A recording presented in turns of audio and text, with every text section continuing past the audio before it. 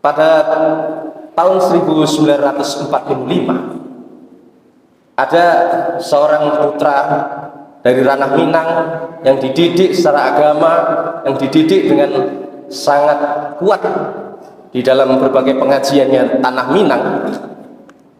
Namanya disebut sebagai Datuk Tan Malaka.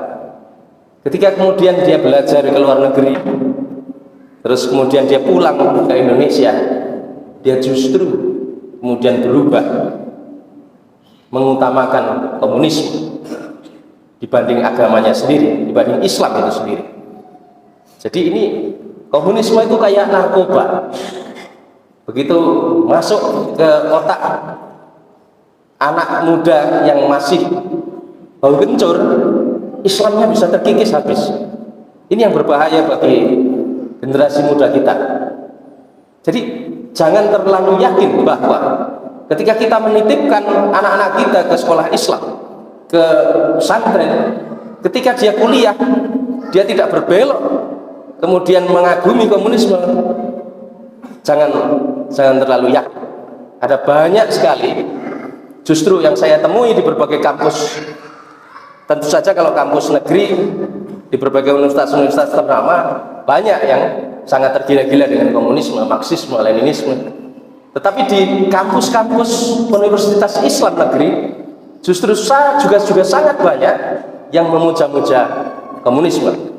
Apa yang salah dengan pendidikan Islam kita berarti? Mari kita renungkan bersama ini sebagai bersama aktivis di dalam lingkungan masjid dan pimpinan ranting Muhammadiyah dan pimpinan cabang Muhammadiyah di Magelang. Itu namanya Tan Malaka. Tahun 45 dia balik ke Indonesia lagi. Setelah dia lari dari luar negeri balik ke Indonesia, dia Oktober tahun 45 dia mendeklarasikan Partai Komunis Indonesia hidup lagi. Tidak lama setelah kemerdekaan berdiri. Dan uniknya dia langsung membuat si Tan Malaka yang katanya banyak belajar agama ini setelah pulang dari Cina dan Soviet, dan dia menjadi ketua komunis internasional cabang Asia Tenggara di Bangkok. Dia pulang ke Indonesia tahun 45 bulan Oktober. Dia membuat namanya gerakan anti swapraja. Jadi seluruh anggota PKI di seluruh Indonesia harus melakukan gerakan anti swapraja. Jadi bagi yang menentang komunisme, juga bagi para pegawai negeri, bagi para pemimpin masyarakat yang tidak mau menganut komunisme, langsung dibantai dan dibunuh oleh pasukannya Tan Malaka, pengikutnya Tan Malaka. Dan saya kutip semuanya di dalam buku ini, mayoritas diantaranya sejak tahun 45 sampai tahun 68. Nah, tahun 45 di Solo saja itu juga ada gerakan anti swapraja di daerah Solo, Jawa Tengah, Magelang dan sekitarnya.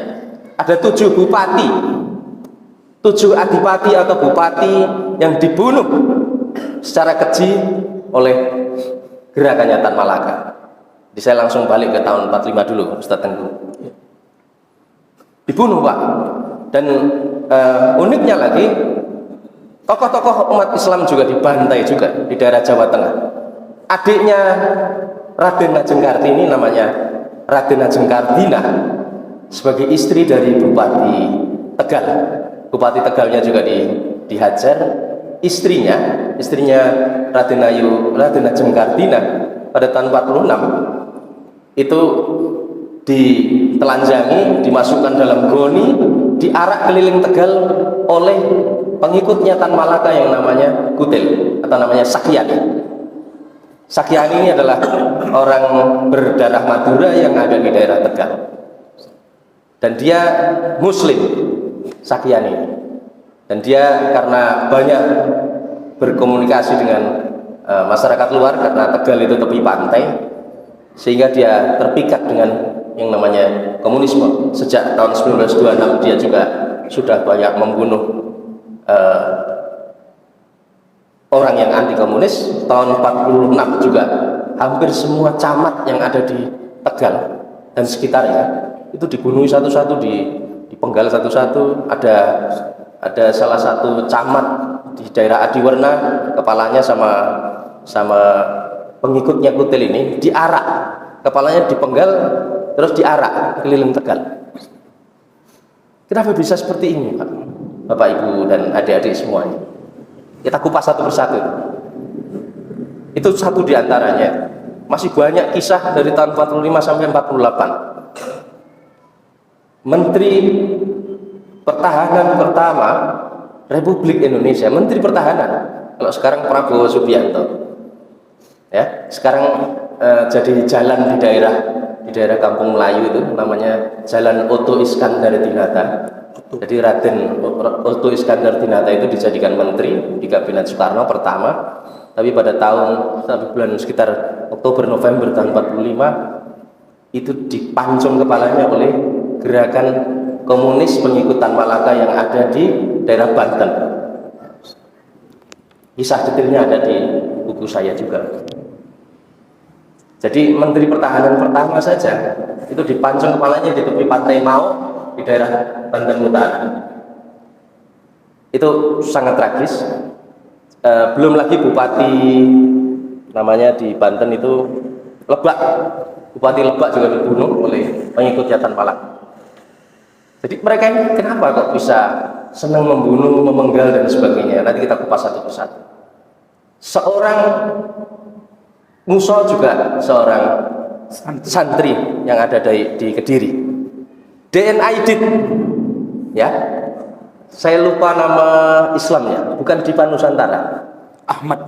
Enggak. DN-nya itu ada Darwis siapa gitu. Saya kok lupa namanya. Nur. Nur. Pokoknya ada, itu nama Islam, Pak. Diubah oleh dia sendiri menjadi Dipa Nusantara Aidit. Dia juga dididik secara Islam. Dan saya sangat banyak ketemu anak-anak UIN di jurusan Akidah Filsafat, di jurusan Usuluddin, di jurusan dakwah. Dalam acara kajian seperti ini, saya diserang oleh mereka bahwa bagi mereka komunisme itu jauh lebih konkret daripada Islam itu sendiri, dan komunisme juga bagian dari Islam.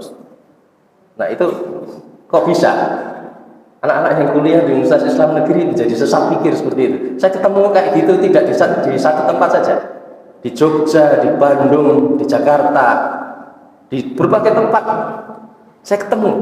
Mudah-mudahan nggak di Magelang. Saya tidak tahu kalau di Magelang ya. Tapi ini kewaspadaan bagi Bapak Ibu semuanya. Nggak ada jaminan, Bu, ketika di kampus Bapak Ibu menitipkan anaknya untuk kuliah di Universitas Islam Negeri, mereka tidak memuja-muja komunisme. Banyak teman-teman saya seangkatan dulu yang dari santri pesantren, dari sekolah Islam dan sebagainya, ketika sudah di kuliah tergila-gila dengan komunisme. Makanya nanti kita kupas, saya ada solusi, tapi saya nanti akan bicara di akhir solusinya seperti apa untuk anak-anak kita. Nah, kemudian saya ingin, kenapa kemudian saya menyampaikan tulisan tersebut? Jadi memang komunisme itu tidak pernah berhenti sebagai sebuah ideologi. Kalau kita melihat situasi sekarang, masih ada beberapa negara di dunia yang memang dasar ideologi negaranya, dasar paham negaranya adalah komunisme. Yang jelas-jelas masih berpaham komunis dan cukup besar di mana? Di Republik Rakyat Cina, di negeri tirai bambu, yang kebetulan saat ini sedang sangat menjadi mitra strategis dari pemerintah Republik Indonesia. Dulu pada kira-kira rentang awal 60-an sampai 65, situasi kita mirip, Pak. Ada banyak sekali berbagai bantuan dari Mao Zedong untuk Indonesia. Dan jangan dikira bahwa Aidit itu melenggang, partainya meroket sampai nomor 4 itu tidak ada bantuan dari luar negeri. Bukan, Pak. Nggak ada jaminan itu, Pak.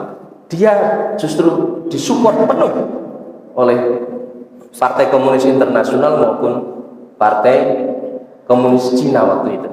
Kalau Musso waktu itu ketika di Madiun dan sekitarnya, dia diberi bantuan oleh Soviet itu sekitar sekian ribu gulden. Kalau saya pernah riset waktu itu harga gula berapa tahun 48, dan kemudian saya konversi di harga gula sekarang, maka kalau dikonversikan menjadi rupiah sekarang sekitar 2 miliar rupiah dengan dolar 15.000. Jadi Musa dikasih duit melalui Amir Sarifuddin, melalui Partai Komunis Belanda maupun Partai Komunis Soviet, sekitar 2 miliar rupiah untuk membuat kerusuhan dan pembunuhan para santri dan ulama di Madiun, Magetan dan sekitarnya, sampai ke Solo bahkan. Nggak tahu sampai ke Magelang, tidak detail karena ini bukan kota dengan banyak wartawan ya waktu itu. Nah, kemudian jadi saya kembali lagi bahwa DNAID disupport full dengan bantuan RRC. Dia punya banyak program sosial. Sejak tahun 50 ketika AIDIT sudah berhasil membuat, kalau namanya sekarang adalah judicial review.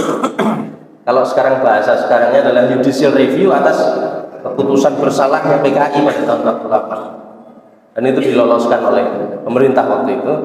Akhirnya AIDIT mendeklarasikan PKI, dia bikin lekra, dia bikin macam-macam dengan berbagai bantuan dari luar negeri termasuk RRC, dan dia berhasil meroket menjadi nomor 4. Dan tahun 60 sampai 65 AIDIT itu menteri, kalau sekarang Pak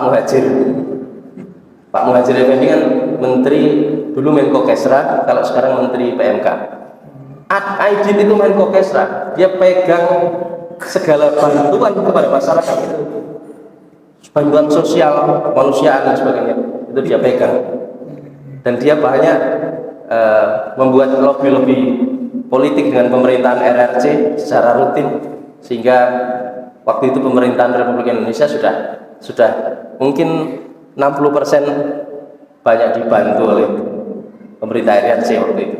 Jadi ada mekanisme yang namanya debt trap atau kemudian jebakan hutang. Kalau kita dibantu atau diberi hutang, belum tentu bahwa itu adalah sebuah kebaikan. Bisa jadi ada konsekuensi yang harus kita tanggung. Itu kalau di dalam bahasa militernya namanya proxy war. Namanya adalah perang asimetris. Cara menguasai sebuah negara tanpa harus melalui dengan jalan peperangan seperti Perang Dunia I atau Perang Dunia II. Cukup dengan berbagai bantuan, dengan program dan sebagainya, dan akhirnya negara itu tunduk dengan negara yang membantu. Maka kalau kemudian ada sebuah negara yang dia banyak bekerja sama dengan pemerintahan komunis dan diberi banyak bantuan, investasi dan sebagainya, bukan tidak mungkin di balik itu ada konsekuensi yang harus kita tanggung di kemudian hari. Saya tidak menyebut negara mana itu, silahkan ditafsir sendiri oleh Bapak Ibu dan adik-adik semuanya, dan silahkan disimpulkan sendiri apa yang akan terjadi selanjutnya. Maka kemudian salah satu konsekuensinya adalah ketika waktu itu Pak Harto mendapatkan Super Semar, terus kemudian dilaksanakan penertiban keamanan bersama Sarwayedi, dan kemudian sudah ada Mahmiluk, mahkamah militer luar biasa untuk semua tersangka maupun terdakwa dari pemberontakan G30 SPKI. Ada sebuah faksi komunis di Amerika melalui salah satu komunitas Yahudi yang di sana yang beraliran, di Amerika juga banyak yang beraliran komunis itu juga ada Pak, dan membela komunisme juga ada. Salah satunya pada tahun 70 ada seorang Indonesianis, dia membela komunis sekaligus LGBT, lesbian, gay, biseksual, transseksual kalau bahasa sekarang. Namanya adalah Benedict Anderson. Dia datang ke Indonesia, membuat riset dan membuat buku. Risetnya juga sepihak, membuat sebuah buku judulnya Cornell Paper, dan kemudian itu disebar-sebarkan ke Mahkamah Internasional dan sebagainya, bahwa kita sebagai negara Kesatuan Republik Indonesia telah melakukan pembantaian dan pelanggaran HAM. Dan Benedict Anderson itu pacaran dengan orang Indonesia yang sekarang menjadi pendiri dan pelopor penyebaran paham LGBT di Nusantara, di LSM Gaya Nusantara di Surabaya, namanya adalah Didi Utomo, Dr. Didi Utomo di Universitas Erlangga kalau nggak salah. Dia pacaran sama Didi Utomo. Jadi antara komunisme sama liberalisme kawin-mawin Pak, saling tunggang menunggang. Jadi ini yang perlu. LGBT adalah namanya adalah ekstrim liberal. Kalau komunisme itu ekstrim kiri, ekstrim liberal artinya ekstrim tengah Pak. Kan ada ekstrim kanan, ada ekstrim kiri, ada ekstrim tengah Pak. Ini namanya salah satunya LGBT, bentuknya ekstrim tengah itu. Itu yang kemudian tahun 70 saja sudah diputar balikkan faktanya bahwa kita yang melakukan pembantaian terhadap PKI, padahal mereka menyerang duluan seperti yang tadi diungkapkan oleh Ustadz Tengku sejak 1 Oktober. Sebelum 1 Oktober pun kita juga sudah banyak diganyang oleh PKI waktu itu. Ada peristiwa Kembang Kuning di Surabaya, ada Pelda Sujono di Sumatera Utara yang dipacul oleh ayahnya Mokhtar Pakpahan. Kalau ada tokoh guru namanya Mokhtar Pakpahan, ayahnya dulu yang mempacul itu Pelda Sujono di Sumatera Utara. Terus kemudian ada peristiwa Kanigoro, Al-Quran diinjak-injak dan sebagainya. Itu semua dilakukan oleh tersangka dan terdakwanya namanya PKI. Dan ini diputar balikan oleh si Benedict Anderson tadi yang LGBT. Terus dia kemudian mengutus muridnya dia pada tahun 80-an namanya John Rosa dari Amerika juga. Ini juga pelopor pembela PKI dan juga liberalisme. Dia membuat buku namanya Dalih Pembunuhan Massal. Dari John Rosa tahun 80-an kemudian dia memberikan berbagai data dan fakta dan frame kepada salah satu penulis di Indonesia, peneliti LIPI bahkan, yang namanya tahu, yang nulis Asfi Warman Adam, yang menyatakan bahwa G30 SPKI adalah kudeta merangkak Tentara Angkatan Darat bersama Soeharto dan Sarwoedi. Kudeta merangkak. Wah, diputar balikkan. Nah, itu yang kemudian perlu kita pahami. Dan kemudian sekarang kira-kira 2012 ada namanya proxy war lagi, cuci otak lagi. Bangsa kita dicuci otak, disuruh percaya bahwa PKI tidak bersalah oleh seorang keturunan Yahudi pembela komunisme namanya Joshua Oppenheimer. Dia membuat sebuah film, situ mungkin bisa dicek di YouTube. Joshua Oppenheimer ini membuat sebuah film yang namanya Jagal, judulnya Jagal, bisa dicek di YouTube. Kita dianggap sebagai pembantai PKI, padahal kita terus waktu itu diganyang dan diancam untuk dibantai. Dan seluruh nama tokoh umat Islam di seluruh Indonesia itu sudah ada blacklistnya. Sudah ada blacklistnya. Misalnya Ustadz Tengku di Sragen atau di Solo sudah ada masuk di kecamatan, di kantor PKI tingkat kecamatan atau ranting sudah ada namanya Pak untuk dibunuh Pak. Dan blacklist itu ada di dalam pusat datanya Angkatan Darat sebenarnya, yang sampai hari ini belum dibuka. Blacklist ada, blacklist untuk segera dihabisi setelah kudeta 1 Oktober itu. Jadi kalau waktu itu tidak ada SP 11 Maret, kita habis Pak, kita menjadi negara komunis. Seluruh umat Islam atau ulama habis mungkin Pak. Itu yang akan terjadi kalau kita waktu itu umat Islam Kokam bersama Banser, bersama Angkatan Darat yang pro, karena Angkatan Darat juga ada yang pro PKI, ada yang pro Pancasila dan Al-Quran, ada Pak Sarwo dan sebagainya. Nah itu bergerak kita. Dan celakanya proses pemutarbalikan fakta itu terus dilakukan sampai sekarang atas nama HAM dan demokrasi. Dan di dalam artikel saya yang sudah dibagi di situ saya sampaikan bahwa atas nama HAM dan kita TNI dan umat Islam dianggap sebagai pembantai dan pelanggar HAM atas nama Kepres nomor 17 tahun 2022, atas nama Kepres nomor 4 tahun 2023, dan atas nama Inpres nomor 2 tahun 2023, kita dianggap sebagai pelanggar HAM berat. Yang menarik lagi, beberapa minggu yang lalu, belum lama, kader kita, seorang aktivis muslim, yang seorang profesor, yang seorang alumni HMI, yang NU, ya, yang ada di dalam pemerintahan, yang dia ngurusi Polhukam, ketika kemudian kemarin ke Eropa, menemui seluruh bukan korban, namanya adalah eksil. Eksil itu adalah, kalau di dalam bahasa yang benar adalah para pengikut PKI yang ada di luar negeri, yang waktu itu tidak bisa pulang. Mereka masih menolak untuk membenci PKI, sehingga tidak bisa pulang. Mereka membela PKI. Ada sekitar 100 sekian orang dikumpulkan, dan mereka menuntut agar Presiden segera minta maaf. Meskipun kemudian Mahfud MD beralasan bahwa yang harusnya minta maaf adalah pemerintah Orde Baru, bukan pemerintah sekarang. Akan tetapi Pak Mahfud beberapa waktu lalu menyampaikan, dan ada videonya, kepada para eksil 65 di luar negeri, bahwa dia beralasan bahwa bukankah penjahatnya sudah kita kalahkan, yang mendapatkan Super Semar sudah kita tumbangkan di tahun 98, sehingga penjahatnya udah kalah, mau diapain lagi.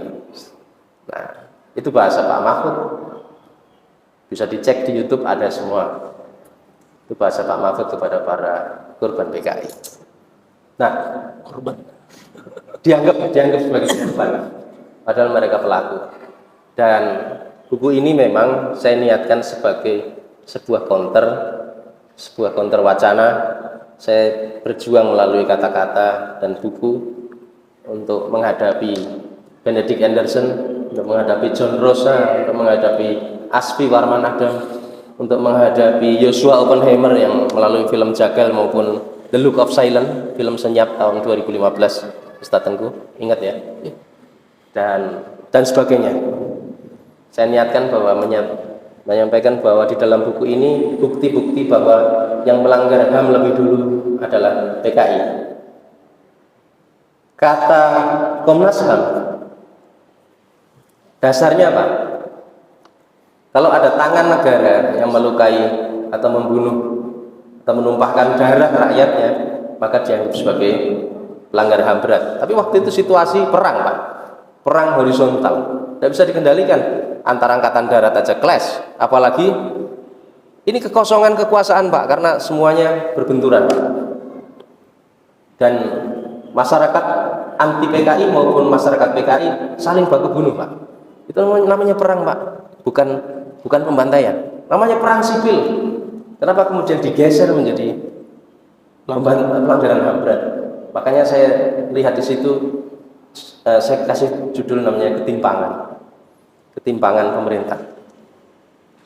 Maka melalui Kepres tersebut, melalui Inpres tersebut, negara dalam waktu tahun ini akan menyampaikan berbagai kompensasi, bantuan-bantuan kepada keluarga PKI, bahkan juga akan memberikan kemudahan bagi seluruh keturunan PKI untuk mendapatkan beasiswa dalam negeri maupun luar negeri. Maka saya sarankan kepada Bapak Ibu semuanya, biar anak-anaknya terfasilitasi oleh negara dapat beasiswa ke luar negeri, mari kita rame-rame untuk mengaku sebagai korban PKI, Pak. Biar dapat, Pak. Dapat beasiswa. Biar semuanya dapat beasiswa, putra-putri kita. Mari, agar semuanya sama rasa sama rata, kita ngaku aja semuanya sebagai korban PKI, agar dapat beasiswa luar negeri. Mau ke Madinah, yang penting ngaku PKI.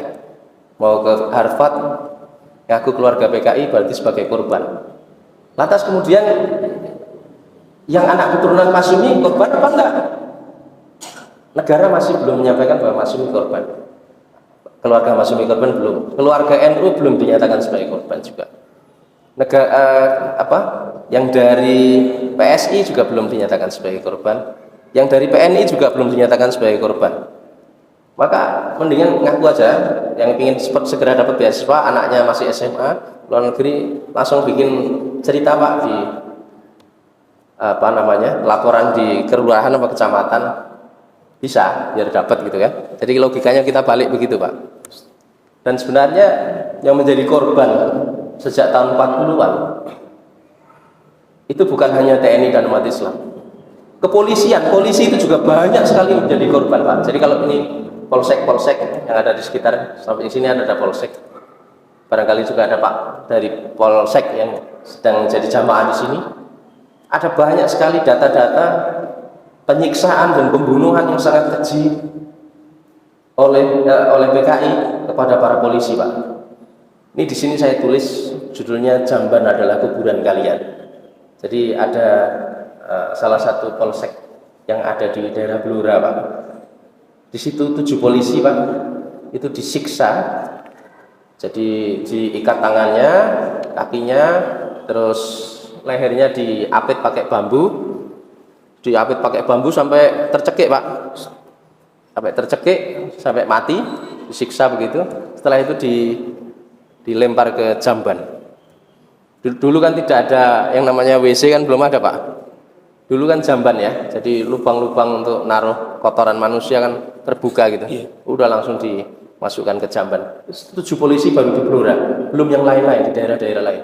Jadi kepolisian juga menjadi korban pelanggaran HAM oleh PKI, yang waktu itu juga di backup oleh TNI yang pro PKI. Jadi ada tangan negara yang melakukan pelanggaran HAM berat juga kepada umat Islam dan kepolisian dan juga TNI dan masyarakat yang anti komunis. Makanya saya niatkan dengan paper itu harusnya sudah tidak usah diterus-teruskan. Ada seorang sumber yang dekat dengan istana menyampaikan kepada saya bahwa kenapa kemudian komunisme harus diperhalus? Karena posisinya kita sedang bekerja sama dengan pihak. Kita akan mendapatkan berbagai bantuan. Bisa dimaknai sendiri dari mana bantuannya. Sekali lagi, berkaca pada tahun 60 sampai 65, kita banyak mendapatkan berbagai bantuan dari RRC. Dan bukan tidak mungkin waktu itu pemerintah harus menanggung konsekuensinya. Apa itu? Mari kita kaji di berbagai sejarah. Dan bagaimana kondisi sekarang? Silakan kita semuanya berkaca kepada batin kita masing-masing, kepada situasi kita masing-masing. Apa yang akan kita hadapi ke depan? Mungkin begitu Ustaz Tengku. Saya pakai bahasa konotasi, tidak langsung gamblang. Tapi saya kira Bapak, Ibu, dan adik-adik semuanya tahu. Dan saya kira ada 8 kesepakatan yang sudah kita tanda tangani dengan Republik Rakyat Cina. Silakan dibaca di Google. Mungkin begitu sebagai pemantik diskusi, dan saya masih akan bicara nanti di akhir apa solusi kita agar anak cucu kita tidak terbuai, tidak terpesona dengan yang namanya Marxisme, komunisme, Leninisme. Nanti di akhir aja. Saya kira gitu, Ustaz Tengku. Billahi taufiq wal hidayah. Wassalamualaikum warahmatullahi wabarakatuh. Waalaikumsalam warahmatullahi wabarakatuh.